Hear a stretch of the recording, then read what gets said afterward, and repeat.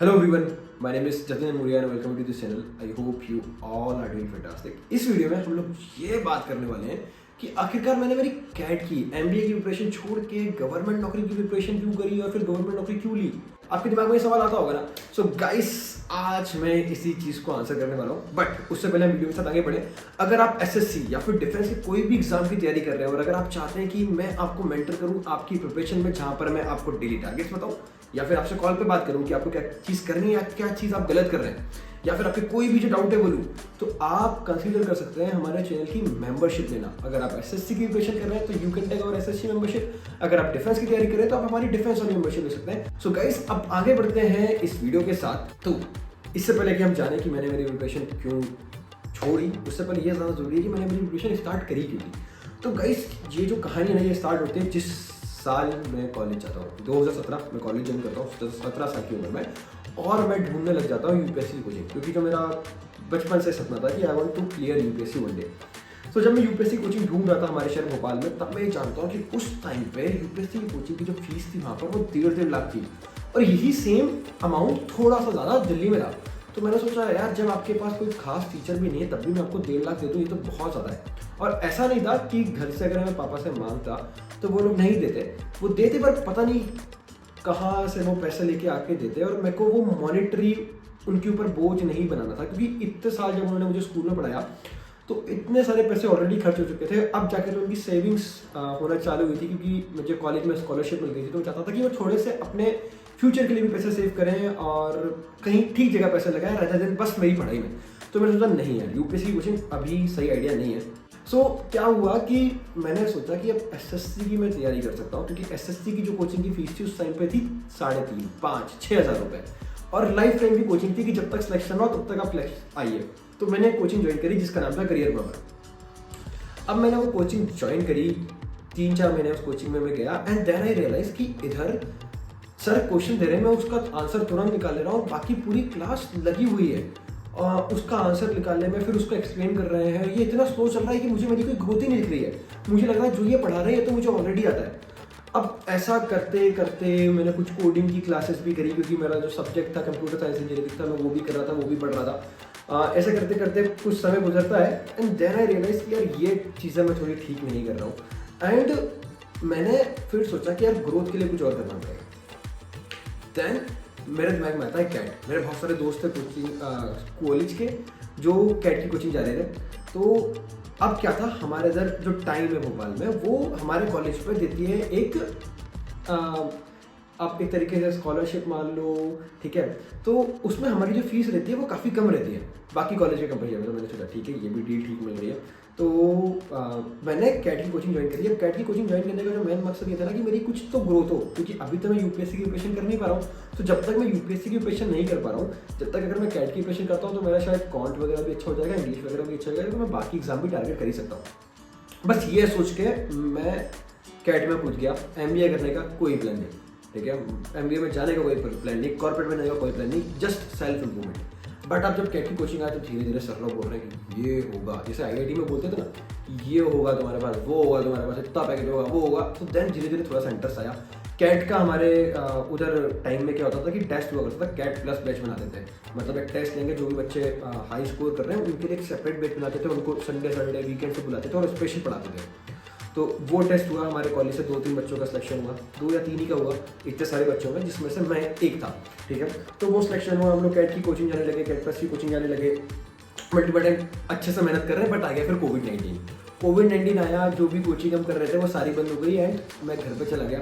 And घर पे बैठ के अब ऑनलाइन क्लासेस लग रही हैं, ऑनलाइन क्लासेस पढ़ नहीं रहे, बस पता नहीं कैसे क्या पढ़ाई चल रही है, और कुछ डिफरेंट और पर्सनल रीजन से जहाँ पर मेरा पढ़ाई नहीं करना उस समय मन नहीं लग रहा था। बस फिर जो परसेंटाइल मेरे काफ़ी ऊपर आ रहे थे स्टार्टिंग में, वो धीरे धीरे ड्रॉप करते जा रहे हैं कोविड-19 के टाइम में।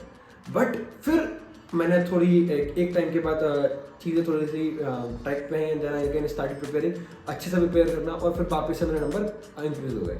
अब बात आती है कैट एग्ज़ाम के दिन की। कैट एग्ज़ाम के दिन हुआ हमारा, कैट का मेरा जो पेपर था, मैं बहुत ज़्यादा उसमें बेल्टर करके आया। उससे एक दिन पहले मैं पूरे दिन मेरे को नींद ही नहीं आई, क्योंकि मैं इतने शिद्दत से तैयारी कर रहा था। तो I took a lot of pressure on myself. तो जो मेरा कैट का एग्जाम था उसमें मेरे पूरे कॉलेज में सबसे कम नंबर आए। बट जो फिर मैंने कैट का एग्जाम जब मेरा हुआ उसका मैंने मेरी प्रिपरेशन छोड़ दी, और फिर जो जेड स्नैप वगैरह होते हैं उसमें मेरे कॉलेज में सबसे हाईएस्ट नंबर आ रहे हैं बाकी एमबीए के एग्जाम्स में। और मैंने जो अगेन जो एनमेट वगैरह जो पेपर्स थे वो पेपर्स नहीं भरे थे क्योंकि उनके फॉर्म ज़्यादा महंगे होते थे, and I want to save money, ठीक है, आई वाज पासिंग मनी, ठीक है। तो ये चीज़ें थी। अब मैंने कैट की प्रिपरेशन क्यों करी थी, बाकी कैट की प्रिपरेशन करने का एक और रीज़न ये था ना कि धीरे धीरे दिमाग में ये लगा था कि यार कॉर्पोरेट सेक्टर में पैकेज अच्छा होता है तो मैं यहाँ जा सकता हूँ, ठीक है, एक अच्छी अपॉर्चुनिटी रहेगी, लाइफ स्टाइल मेरी ठीक रहेगी, एक बड़े सिटी में रहूँगा, बड़े शहर में रहूँगा, तो ये भी मेरे दिमाग में चल रहा था।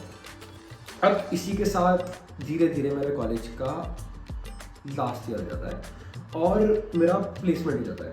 अब जब मेरा प्लेसमेंट होता है तो उसके बाद मेरा ये जब पेपर जो हमारा जेड का पेपर था 2021 में था, कैट का मेरा 2020 में मैंने नवंबर में कैट लिखा था, 2021 मैंने मतलब 2 महीने पूरी तरह छोड़ दी, जेड दिया, जेड के बाद जस्ट मैंने कैट की बुक्स को बंद किया and I started waiting for UPSC.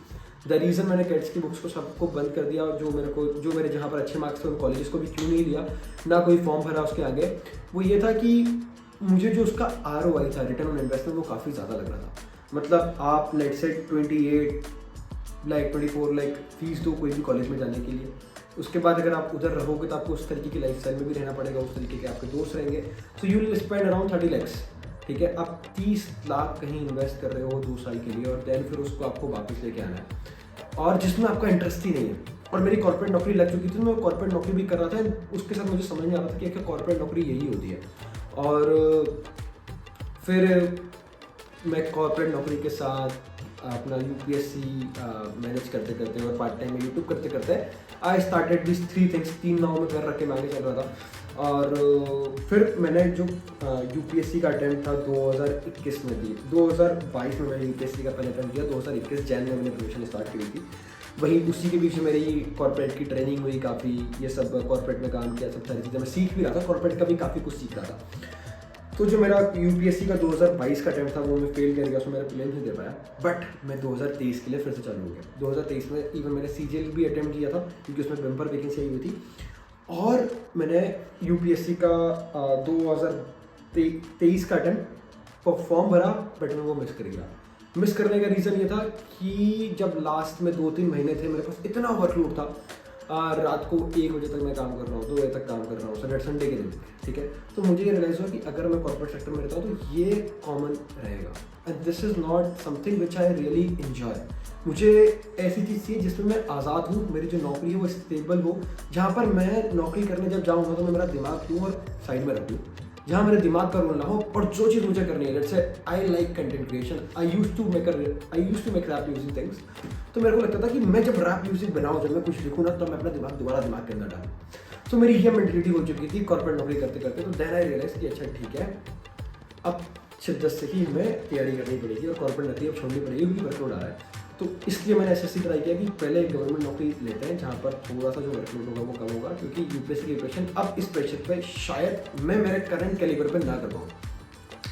So I switch to SSC, and SSC is a rat race, जहाँ पर आप एक बार पेपर दे लेते हैं तो पहले आप सोचते हैं कि अच्छा 4600 गेट पे मिल जाए, एनी हाउ 2400 गेट पे, 2800 गेट पे से फिर आप उसका सोचेंगे अच्छा ठीक है तो मुझे होम स्टेट पोस्टिंग मिल जाए, और उसके चक्कर में आप बस चक्कर काटते रहेंगे। सो गाइज ये मेरी स्टोरी रही। सो जो मेरी कैट ना करने के जो कुछ रीजंस मैं आपको अगर सम अप करूँ तो उसका जो ROI था वो बहुत ज़्यादा लग रहा था, वो कभी भी मेरा एक गोल था नहीं, जो बस मैं एक सेल्फ इम्प्रूवमेंट में या फिर मैं यूँ करूँ कि भेड़ चाल में कर रहा था, क्योंकि मेरे सारे दोस्त कर रहे थे वो चीज़। तो ये 2 मेन रीज़न थे जो मुझे टाइम जाने के बाद रियलाइज़ हुए, एंड बट स्टिल मैं ये बोलूँगा कि जो मैंने सोचा था कि इससे मेरा ग्रोथ होगी, जिससे मेरा इंप्रूवमेंट हो गया, ठीक है, वो बहुत अच्छे लेवल पे हुआ। क्योंकि देखिए मैंने कैट की प्रिपरेशन करी, मैंने यूपीएससी की प्रिपरेशन करी, and then I wrote CDS, और CDS में जो मेरा लास्ट टाइम रहा उसमें मेरे AIA2 से बस 2 मार्क्स कम थे, जहाँ पर एक क्वेश्चन 3 नंबर का होता है। और ये तब जब मैंने CDS की कभी भी स्पेसिफिक प्रिपरेशन नहीं करी, क्योंकि CDS में क्या होता है कि आपको यूपीएससी लेवल का GK आ जाता है एंड आपके कैट लेवल के उसके क्वांट और इंग्लिश आ जाती है। तो वो पेपर मुझे बहुत मतलब ऐसा हो गया था कि बेस्ट ऑफ 2 वर्ल्ड्स, मतलब दोनों को कंबाइन करते हुए दोनों चीज़ों की तैयारी मैंने बहुत शिद्दत से करी है। तो इससे मुझे काफ़ी हेल्प करी, इवन इससे मुझे सीजीएल के बारे में काफ़ी हेल्प करी। मेरे पास सीजीएल के अभी भी कोई नोट्स नहीं है मेरे, मैंने कहीं से कोई भी टीचर का स्पेसिफिक लेक्चर नहीं खरीदा, जस्ट मैंने मॉक्स दिए, उसमें से जो भी चीज़ मैंने फिगर आउट करी वो मैं एक बस मेरी छोटी सी पतली सी डायरी में लिख लेता था, एंड दैट्स इट।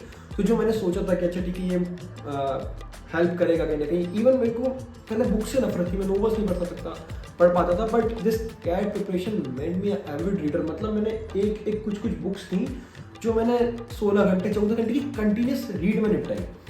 अब मैंने ऑब्वियसली छोड़ दिया क्योंकि I am a government servant now, I am chill, ठीक है, chill kind of guy. And so guys, ये था, शायद आपको थोड़ा सा इंसाइट मिला होगा।